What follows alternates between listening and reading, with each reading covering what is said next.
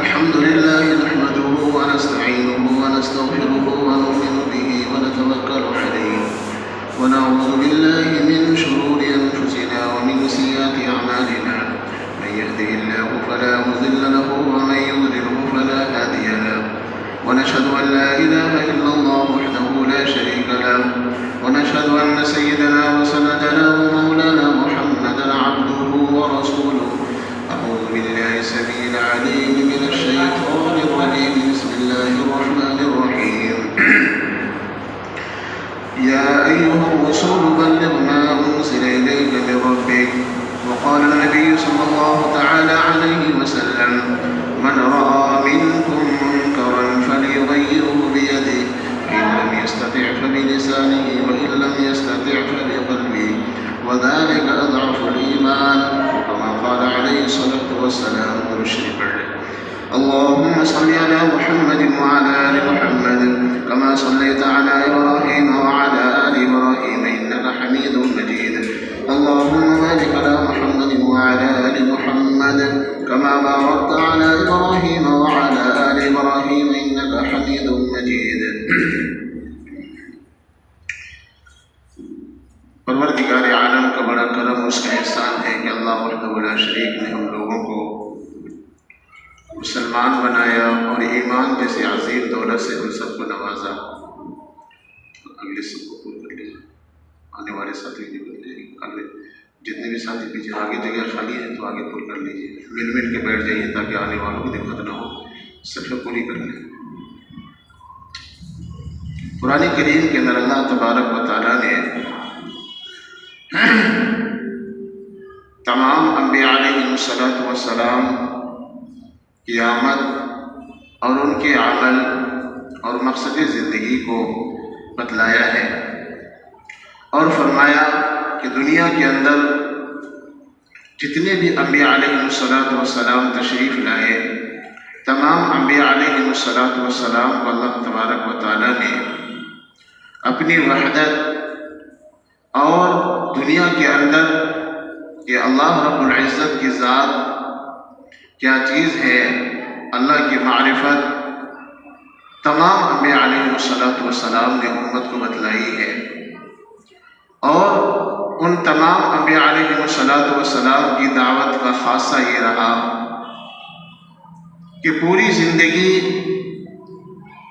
اللہ کی طرف اپنی امت کو بلاتے رہے، اور امت میں سے بعض وہ امت جنہوں نے فوراً دین کو قبول کیا، نبی کی رسالت کو قبول کیا اور وہ دین میں آ گئے، تو اللہ نے ان کی الگ تعریف فرمائی. ہوتے ہوتے یہ دعوت کا عمل اللہ تبارک و تعالیٰ نے اپنے حبیب صلی اللہ علیہ وسلم تک پہنچایا. اور آپ کے بارے میں قرآن کریم کے اندر اللہ تعالیٰ نے فرمایا: قُلْ يَا أَيُّهَا النَّاسِ إِنِّي رَسُولُ اللَّهِ إِلَيْكُمْ جَمِيعًا. کہ اے میرے نبی آپ کہہ دیجئے کہ ہم تمام کے تمام دنیا کے مخلوق کی طرف نبی بنا کر کے ہم بھیجے گئے ہیں، اور میں اللہ کا رسول ہوں. کہیں پر تو آپ نے خود فرمایا کہ میں اللہ کا رسول ہوں، کہیں پر اللہ تبارک و تعالیٰ نے خود فرمایا إِنَّكَ لَمِنَ الْمُرْسَلِينَ کہ آپ میرے رسول ہیں. کہیں پر فرمایا آپ صلی اللہ علیہ وسلم کو یا محمد یا احمد، اور کہیں پر اللہ تعالیٰ نے فرمایا محمد رسول اللہ. قرآن کریم کی بعض جگہوں پر اللہ تعالیٰ نے نام لیا ہے اور زیادہ تر صفات کے نام سے آپ کو یاد فرمایا ہے. میرے محترم بزرگوں دوستو، تو یہ جو دعوت و تبلیغ کا عمل اللہ تبارک و تعالیٰ نے انبیاء علیہ السلام کے سپرد کیا ہے، تو یہ کام اللہ کے نزدیک کتنا اونچا کام ہوگا کہ جن کام کو کرنے کے لیے اللہ نے اپنے پیغمبر کو دنیا کے اندر بھیجنے کا سلسلہ قائم فرمایا، اور فرمایا کہ دنیا کے اندر اسی دعوت اور اسی تبلیغ کے ذریعے سے لوگوں کو میرے بارے میں پتہ ہوگا. اس سے معلوم ہوا کہ اس سے اونچا کام اللہ کے پاس کوئی نہیں تھا جو انبیاء علیہ السلام کو دیتے، اور جو اونچا کام تھا اللہ تعالیٰ نے تمام انبیاء علیہ السلام کو وہ دے کر کے تمام انبیاء علیہم کے کام ذمہ لگایا کہ جاؤ اور دنیا کے اندر جا کر کے یہ کہو قل هو اللہ احد اللہ الصمد، اللہ ایک ہے، اللہ بے نیاز ہے۔ کائنات کے لوگ اگر اس محنت کو اور اس دعوت کو قبول کر لے تو کہہ دینا لا الہ الا اللہ تفلحو، کہ جب تم نے لا الہ الا اللہ کہہ لیا ہے کامیاب ہو گئے۔ تو پتہ چلا یہ دعوت اور یہ تبلیغ کا کام اللہ کی نظر میں 100% صحیح ہے، اور مقصد حیات ہمارے اور آپ کی یہی ہے کہ دنیا کے اندر 1,24,000 انبیاء علیہ السلام کے مشن کو قائم بھی رکھیں اور اس کو اپنے عمل کے اندر دائم بھی رکھیں، تاکہ دنیا کا نظام صحیح معنوں میں اللہ تبارک و تعالیٰ یوں ہی چلاتا رہے۔ چونکہ اللہ تعالیٰ نے فرمایا ہے کہ دنیا کے اندر میرے نام کا لینے والا ہوگا تو ہم نظام کو چلائیں گے، ورنہ اس نظام کو ہم ختم کر دیں گے۔ اس بات سے اندازہ لگائیں کہ یہ کام کتنا اونچا ہے، اور اس کام کے ذریعے سے دین اسلام کی اہمیت کا پتہ چلتا ہے، قرآن کی اہمیت کا پتہ چلتا ہے۔ دنیا کے اندر جتنے بھی اللہ تعالیٰ نے وحی کا نزول فرمایا اس کی عظمتوں کا پتہ کہاں سے چلتا ہے؟ وہ انبیاء علیہ السلام کی دعوت سے چلتا ہے۔ دنیا کے اندر حلال اور حرام کا جو معاملہ ہے، اس معاملے کو ہم کہاں سے پتہ کرتے ہیں؟ وہ انبیاء علیہ السلام کی سیرت سے پتہ کرتے ہیں، وہ قرآن کی تعلیم سے پتہ کرتے ہیں، ورنہ عصری علوم اس لیے نہیں ہے کہ حلال کو حلال کہے، حرام کو حرام کہے۔ یہ تو شریعت کا علم ہے جو یہ کہہ رہی ہے کہ یہ حلال ہے، یہ حرام ہے۔ اور یہ بات کہاں سے معلوم ہوئی؟ یہ بات کہاں سے پتہ چلتی ہے؟ اس بات کا علم کہاں سے ملتا ہے؟ سنت اور سنت رسول سے پتہ چلتا ہے، اللہ کی سنت سے پتہ چلتا ہے، اللہ کے نبی صلی اللہ علیہ وسلم کی زندگی سے پتہ چلتا ہے۔ پتہ چلا یہ عظیم کام، جس کام کے لیے اللہ تعالیٰ نے انبیاء علیہ السلام کو مبعوث فرمایا، میرے محترم بزرگوں اور دوستو، یہ کام اللہ کا ہے اور اللہ کے نبی کا ہے، یہ کسی امت کا کام نہیں ہے۔ اور اللہ رسول کے کام پر دنیا کے مخلوق اگر غلط نظر ڈالے تو غلط نظر ڈالنے والے کی تو آپ دیکھیں گے کہ وہ دنیا کے اندر بھی ذلیل ہوں گے اور آخرت میں تو ذلیل ہونا یقینی ہے۔ سمجھ رہے؟ دنیا کا چاہے کتنی ہی بڑا طاقتور ملک ہو، اگر وہ ملک اللہ رسول کے دین کے خلاف ایک بول بھی بولتی ہے تو گویا کہ وہ اپنی دنیا اور آخرت دونوں برباد کر رہی ہے۔ دنیا کے اندر شریعت پر عمل کرنے والوں سے غلطیاں ہو سکتی ہیں۔ مثلا ہمیں صحیح دین سمجھ میں نہیں آیا، ہم نے کوئی چیز حلال تھی، ہم نے اس کو حرام سمجھ لیا، کوئی حرام تھی، ہم نے اس کو حلال سمجھ لیا۔ یہ ہمارے اور آپ کے ذہن کے حساب سے وہ چیزیں جب تک آپ پوری طرح نہیں سمجھیں گے تو شریعت پر عمل کرنے میں تھوڑی بہت جو غلطیاں ہو سکتی ہیں۔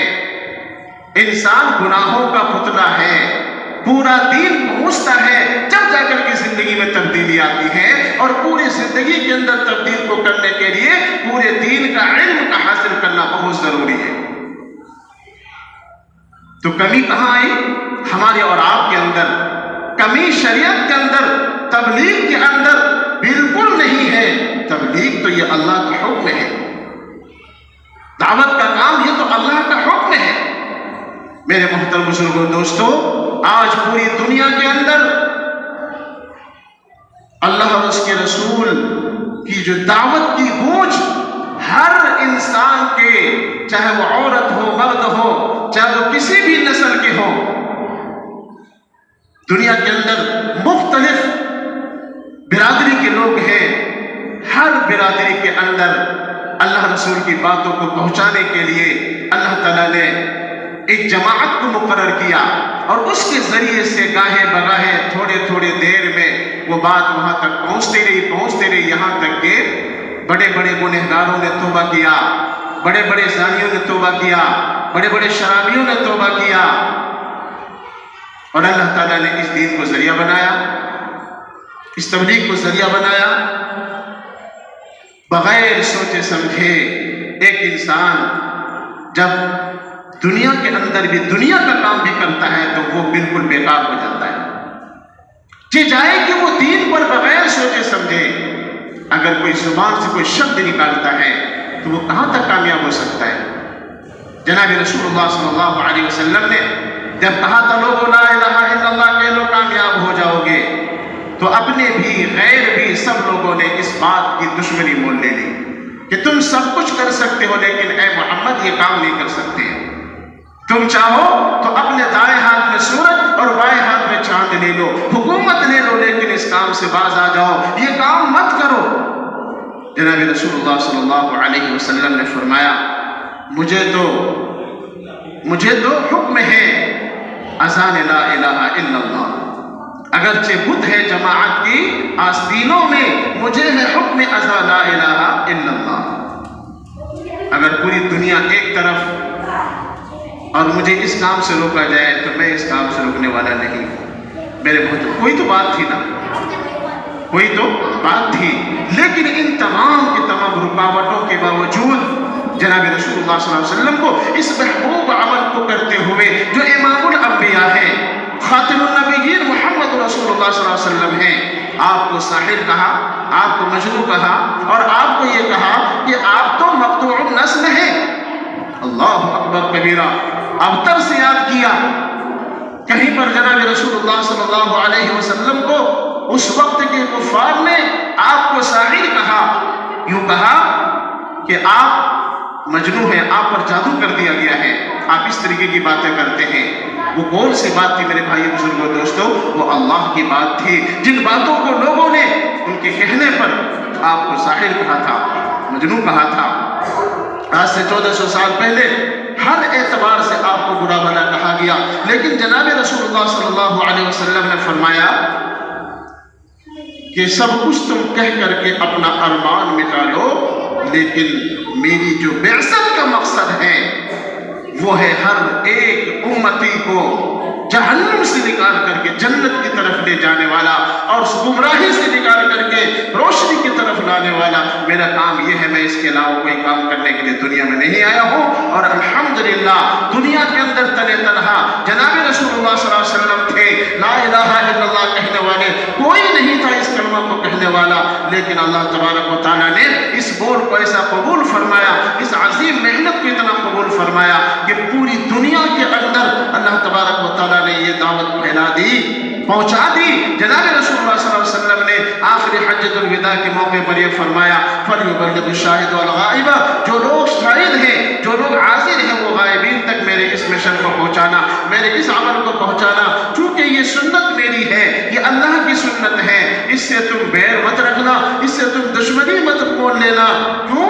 اس لیے کہ ابو جہل نے بھی، ابو لہب نے بھی، اور بڑے بڑے کفار مشرکین نے دشمنی مول لے کر کے اپنی آخرت تو خراب کر لی، اور جنہوں نے سینے سے لگایا چاہے وہ دنیا کا غلام کیوں نہ ہو، حضرت بلال حبشی رضی اللہ تعالی عنہ، آپ مکہ اور مدینہ کے رہنے والے نہیں، آپ حبشہ کے تھے، لیکن اس دین کی نسبت پر آپ وہاں گئے اور وہاں جا کر کے نبی صلی اللہ علیہ وسلم کو سینے سے لگایا اور فرمایا اللہ کے رسول صلی اللہ علیہ وسلم میں حبشی ہوں، میں غلام ہوں، لیکن مجھے آپ سے محبت ہو چکی ہے، میں اللہ کے لیے سب کچھ قربان کر سکتا ہوں۔ جناب رسول اللہ صلی اللہ علیہ وسلم نے فرمایا کہ بلال چلو خانہ کعبہ پہ چڑھ کر کے تم اللہ اکبر کی صدا لگاؤ۔ کس کام نے انہیں اتنا بڑا اونچا مقام دیا؟ لا الہ الا اللہ محمد رسول اللہ کی عظمت۔ میرے محترم بزرگوں دوستو، آج ہمارے اور آپ کے امتحان کی آزمائش چل رہی ہے، یہ باطل ہر زمانے میں سر اٹھا ہے، پوری جماعت مل کر کے، انفرادی بھی اجتماعی بھی، لیکن یہ آپ تاریخ پڑھیں کہ ہر زمانے کے اندر اہل ایمان کی مدد آئی ہے جب انہوں نے اللہ سے مدد مانگی۔ تو آج ہم سب بھی اللہ اور اس کے رسول کے دین کو آگے بڑھانے کے لیے، ان کی عظمتوں کے لیے، اور اللہ اور اس کے رسول کی پوری دنیا کے اندر کس طریقے سے محنت پھیلے۔ میرے بھائی بزرگوں دوستو، ہمیں اس عمل کے اندر رکاوٹیں آئیں گی، گھر میں بھی آئیں گے، پڑوس میں بھی آئیں گے، ملک کے اندر بھی آئیں گے اور بیرون ملک میں بھی آئیں گے، لیکن ان تمام کانٹوں کو خاردار جھاڑیوں اور باطل طاقتوں سے بالکل بچ کر کے ہمیں اللہ کی بات کو دنیا تک پہنچانی ہے، اور یہ پہنچ کر کے رہے گا، چونکہ یہ اللہ اور اس کے رسول کا کام ہے۔ دنیا کی کوئی طاقت نہ اس کام کو روک سکی ہے نہ روک سکے گی۔ روکنے والے چلے گئے، روکنے والے اب تو الحمدللہ باغ ہے، بہار آئی ہوئی ہے دین پر چلنے والوں کی۔ جب نہیں تھے اللہ نے وہاں پر باغ اور چمن کا اللہ تعالیٰ نے انتظام کر دیا۔ اب تو الحمدللہ صرف اس باغ اور اس چمن میں محنت کرنے کی ضرورت ہے۔ ہر گھر میں حافظ قرآن، ہر گھر میں علماء، ہر گھر میں مبلغین، ہر گھر میں مصنفین مفسرین ہیں۔ کہاں تک اے باطلوں تم دنیا کے ان مومنوں کو اور مسلمانوں کو ان کے دین پر چلنے کے لیے تم مٹانے کی کوشش کرو گے؟ کتنا تم مٹاؤ گے؟ اسلام وہ پودا ہے، کاٹو تو ہرا ہوگا، تم جتنا دباؤ گے یہ اور ہرا ہوگا۔ یہ مٹنے کے لیے نہیں ہے، اور نہ ہی ان پر چلنے والے کبھی دنیا سے مٹیں گے انشاءاللہ۔ ان کا مشن باقی رہے گا، قیامت تک کا وعدہ ہے کہ جب تک دنیا میں لا الہ الا اللہ کہنے والا رہے گا، یعنی اس محنت کو کرنے والے رہیں گے، اللہ تبارک و تعالیٰ نظام کائنات کو یوں ہی چلاتے رہیں گے۔ اور جب یہ جتنے باطل کا غلبہ ہو جائے گا، پھر اللہ تبارک و تعالیٰ کہیں گے اب دنیا کے اندر اس دنیا کو میں نے نہیں چلانی، اب تو اسے ختم کرنی ہے، پھر کوئی روک نہیں سکتا۔ اللہ کا نظام چل رہا ہے میرے بھائی بزرگوں دوستو۔ اس لیے آپ کسی غیر ملک کے کہنے پر یا باہر کے لوگوں کی یہ جو اس طریقے کے میسج چل رہے ہیں، اپنے ایمان اور اپنے عمل کی حفاظت کریں، اور یہ حق جماعت پوری دنیا کے اندر پھیلی تھی، پھیل رہی ہے اور پھیلے گی انشاءاللہ۔ کہہ دیں انشاءاللہ، مٹانے والے مٹ جائیں گے انشاءاللہ، یا تو ہدایت مقدر ہوگی، مل جائے گی۔ اس عمل کو غلط ثابت کرنے والے، یا یہ کہ اس عمل کو بہت زیادہ ان باطل محنتوں کے ذریعے سے جو اس پر اوپر سے جو کیچڑ اچھالا جا رہا ہے، وہ خود کیچڑ میں تب کر کے اس کے اندر مر کر کے اس کے اندر کریں گے، لیکن حق کو وہ دبا نہیں سکیں گے، چونکہ یہ اللہ اور اس کے رسول کا کام ہے۔ ہمارے اور آپ سے غلطیاں ہو سکتی، میں نے پہلے کلیئر کر دیا، لیکن ہمیں صحیح معنوں میں دین کو اور تبلیغ کو سمجھنے کی ضرورت ہے، پھر انشاءاللہ ہمارے لیے سارے راستے آسان ہو جائیں گے، باطل طاقت ختم ہو جائیں گے، اہل ایمان کا غلبہ ہی غلبہ ہوگا انشاءاللہ۔ وآخر دعوانا الحمدللہ رب العالمین۔